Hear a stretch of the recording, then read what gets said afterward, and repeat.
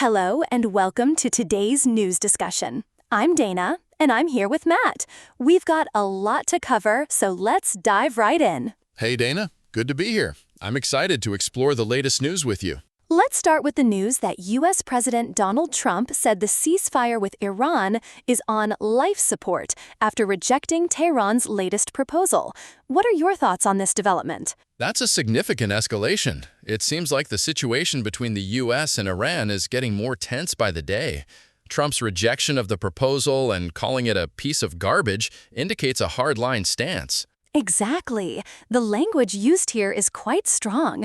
It raises questions about what's next for the ceasefire and the broader implications for the region. Do you think this will lead to further conflict? It's definitely possible. The rhetoric from both sides has been pretty heated.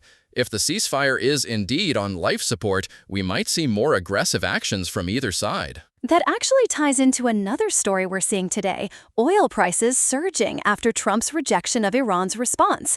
Asian shares are mixed, and oil has jumped more than 4%. The oil market is always sensitive to geopolitical tensions, especially in the Middle East. A 4% jump isn't surprising given the circumstances. It'll be interesting to see how this affects global markets in the short term. Absolutely. The impact on oil prices could have ripple effects on the economy. Speaking of economic news, Aramco reported a 25% jump in Q1 profit.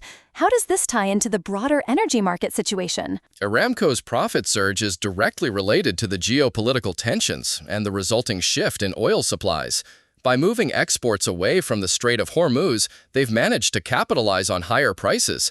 It's a smart business move, but it also highlights the volatility in the energy sector. That's a great point. The energy sector is always intertwined with geopolitical events.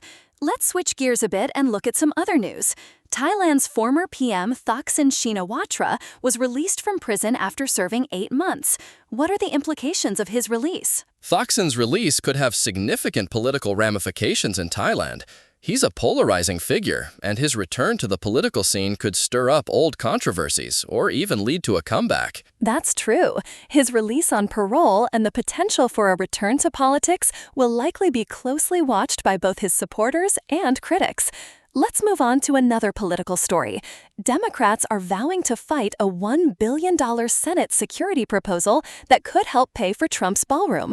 What's your take on this? It sounds like a classic partisan battle. Democrats are likely to oppose any proposal that seems to benefit Trump directly, especially one as costly as $1 billion. The question is whether they'll be able to block it. The politics around this proposal will be interesting to watch. It's not just about the money, it's about the optics and the political messaging. Let's discuss another international story. Trump is set to visit China on May 13th. What do you think is on the agenda for this visit? Given the current global tensions, this visit is significant. Trade, Taiwan, and Iran are likely on the table. It's a complex set of issues, and the visit could either ease tensions or exacerbate them. The visit is certainly timely, given the various global challenges.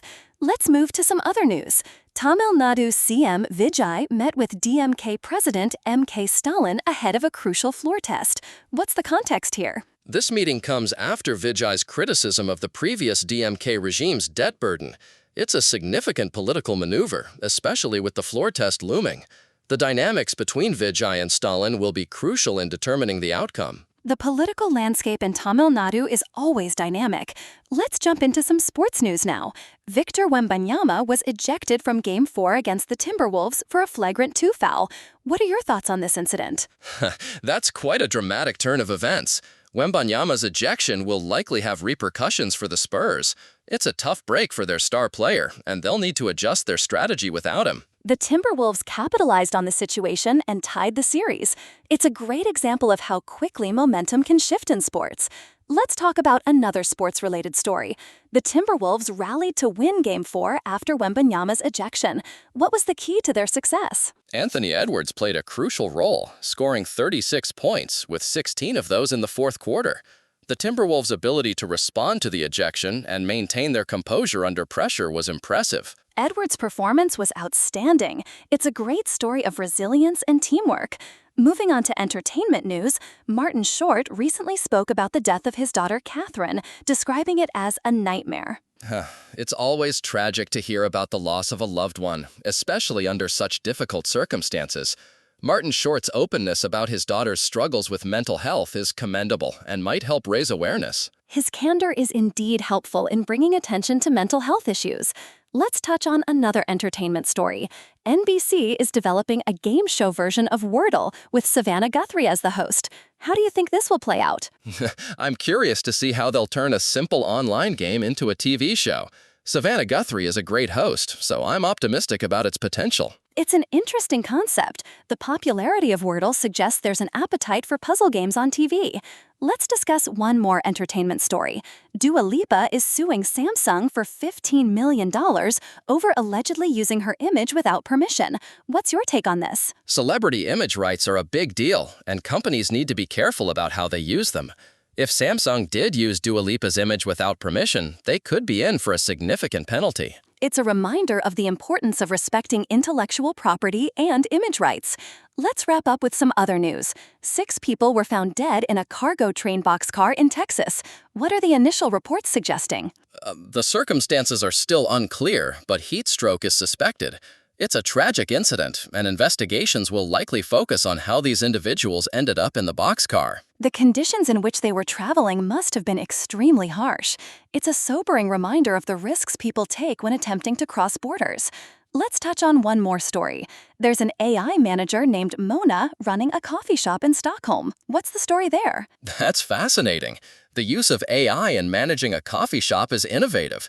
It'll be interesting to see how this experiment plays out and what it means for the future of service industry jobs. It's definitely a unique approach. The integration of AI in everyday businesses will continue to be an interesting trend to watch. And finally, Vernon Kay recently addressed his split from Tess Daly on his radio show. What are your thoughts on this? It's always tough when long-term relationships end. Vernon Kay's decision to address it on his show shows a lot of courage.